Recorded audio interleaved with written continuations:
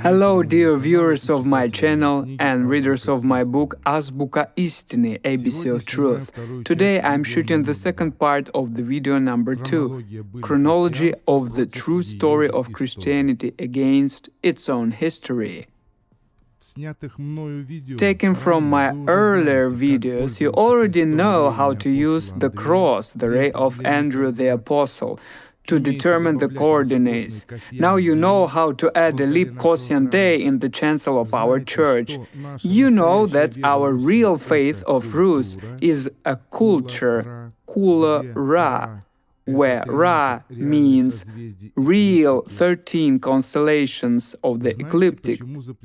You know why they banned the number of the devil, 13, or the curse number. You already know that the actual baptism of Rus was held during the Nikon's reforms. You know about the over-ash stone spacer with the star's asterism, and that the churches had the forks on their roofs, and hence the word orthodoxy in Rus, Poraviloslovie. Everything had been organized by the Brits, so the zero meridian of the apostolic line of the Nile-Lapland alignment had been transferred to England. All this knowledge is a living testimony of my grandfather. Today, I am showing you the chronological chain of the true story. It had been organized thanks to my grandfather.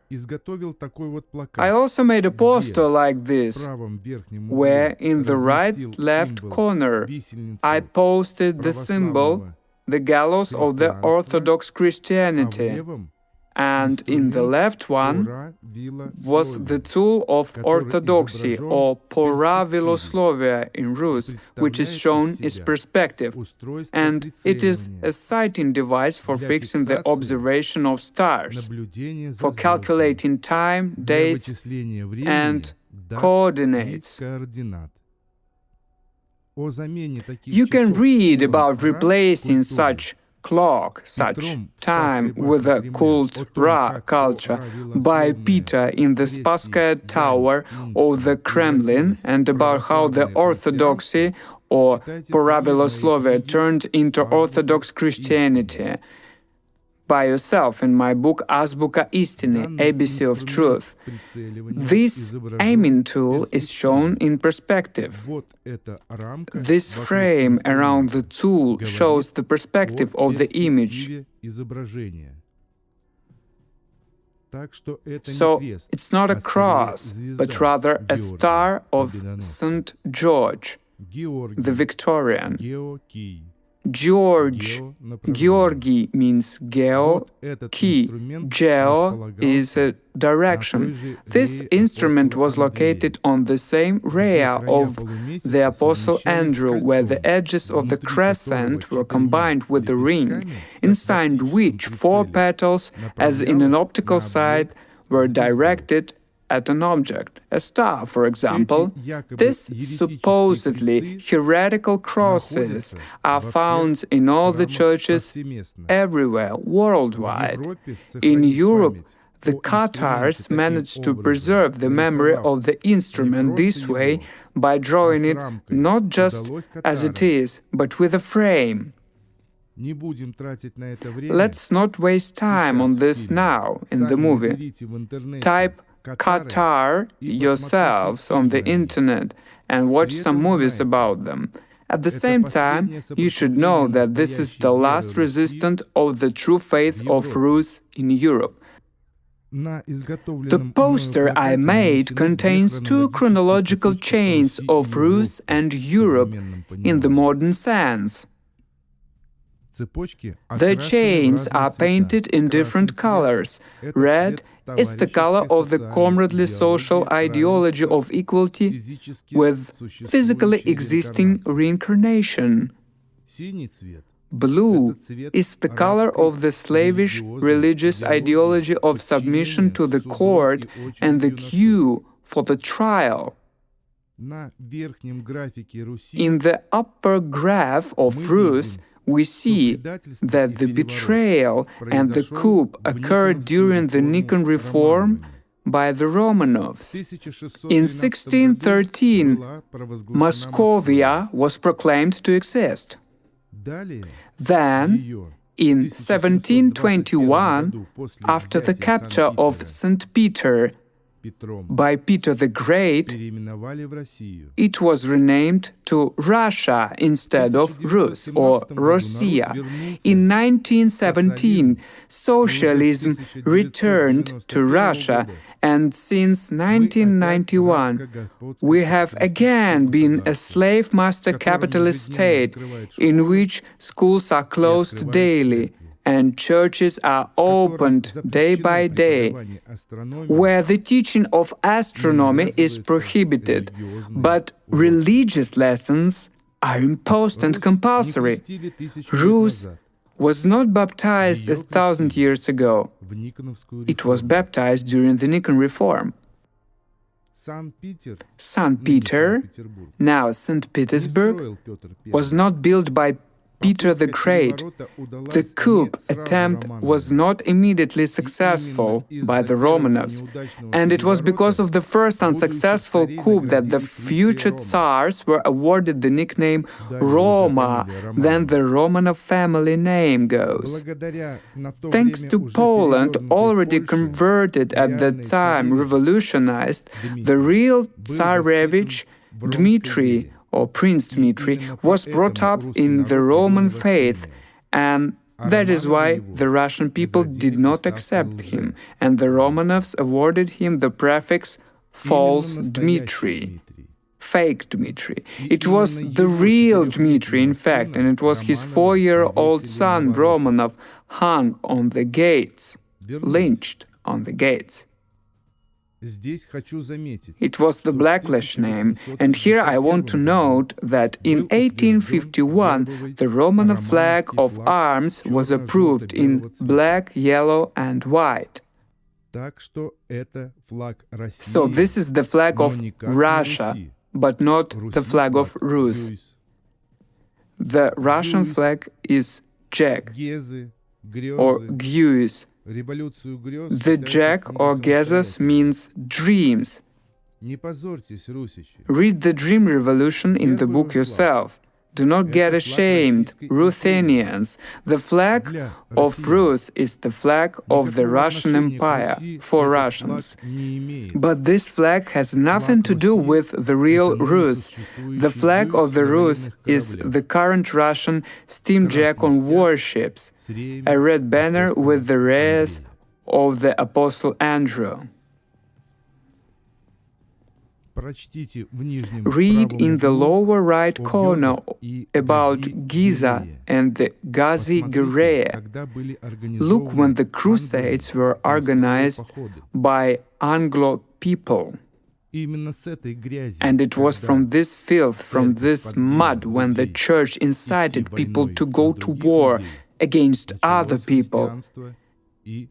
From here, the Christianity and Christian campaigns and crusades started. In the lower graph, we can see that the Inquisition started destroying Europe in 1244. They started from the destruction of Cathar people, and they ended in 1478 by the Spanish Inquisition.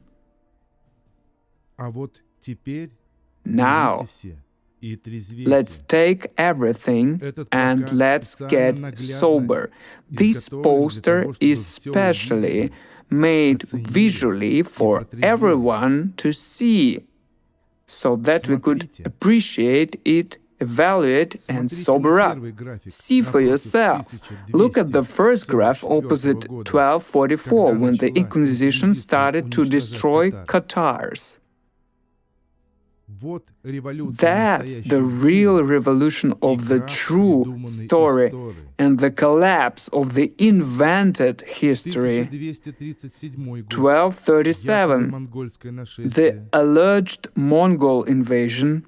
1240, the fall of Kiev, the battle on the Neva. 1242, the ice battle. Can you see it? Смотрите и думайте о том, что нам врут. See it. Watch my video and think that we've been lied all the time. There was no Mongol invasion at all. Kiev was captured by the Christian Inquisition. I have already said that the true Rus gave its last resistance in Kiev in the catacombs. Сопротивление крестоносцев оказала только Северная Русь. Only northern Rus made some resistance towards the Crusaders. Our grandfathers, with the pride and honor, defended the true astrophysical faith of Rus, fighting off slavery and wearing the cross. Can you see who came to Moscow in 1380? Yes, it was Inquisition, and it came with already perverted Poland and Kiev. Then they turned Rus into Christianity. There is some background information on the internet that Kiev's troops did not have time to come to this battle, and in the future the already inverted Kiev fought with the Moscovia and so-called Russia. He fought with the inverted northern Rus, Moscovia, and so-called Russia. Rus was destroyed. In Kiev, Rus was destroyed by the Inquisition, and in Moscow by the Romanovs. You may ask me whose Crimea is. I will answer. With my pride, Crimea belongs to Rus. It doesn't belong to Ukraine or Russia at all. Everything belongs to Rus, as well as Ukraine and Russia itself. This is the whole Rus. White Rus or Belarus is in the same place, is there.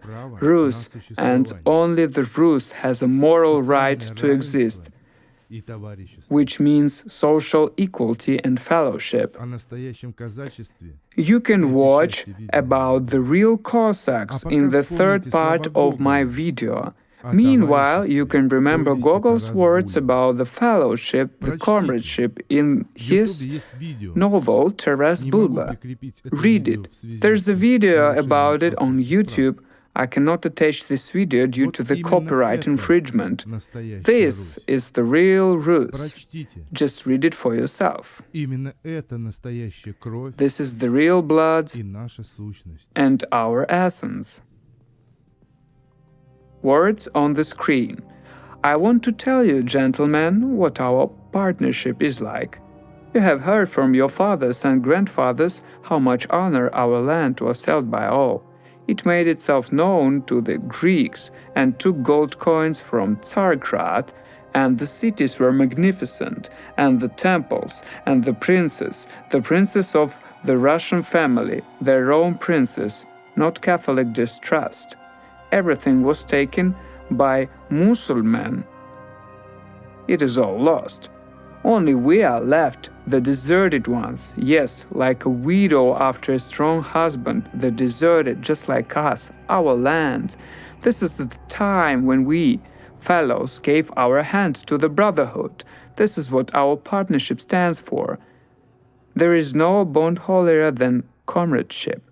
The father loves his child, the mother loves his child, the child loves his father and the mother. But this is not the case, brothers. The beast also loves its cub. But only one person can be related by soul, not by blood. There were comrades in other lands, but there were no such comrades as in Russian land. You have been lost many times in a foreign land, you see. There are people there. You are also a man of God, and you will talk to him as to your own. But when it comes to telling a heartfelt word, you see, no clever people, but not the same. The same people, but not the same. No, brothers, to love like the Russian soul, to love not with your mind or anything else, but with everything that God has given you, whatever it is in you, said Taras and waved his hand. and shook his grey head and blinked his moustache, and said again, "No, no one can love like that. I know how wild things are now on our land. They only think that they should have their grain stacks, their rigs, and their horse herds, and that their sealed meats should be safe in their cellars. They adopt the devilish Mussulman customs. They abhor their own language. They don't want to talk to their own. They sell it their own as they sell a soulless creature in a trading market. The mercy of a foreign king, and not of a king but of a Polish magnate who beats them in the face of his yellow chibot, is dearer to them than any brotherhood. But even the last scoundrel, whatever he is, though he is all covered in soot and in cretin, has a grain of Russian feeling, brothers, and it will wake up some day, and he will hit the floor with his hands clutching his head, cursing loudly his wild life, ready to atone for the shameful deed with torments. Let them know all of what fellowship means in the Rus land. If it comes to dying, none of them will ever die like that. No one. They absolutely don't have the courage for that."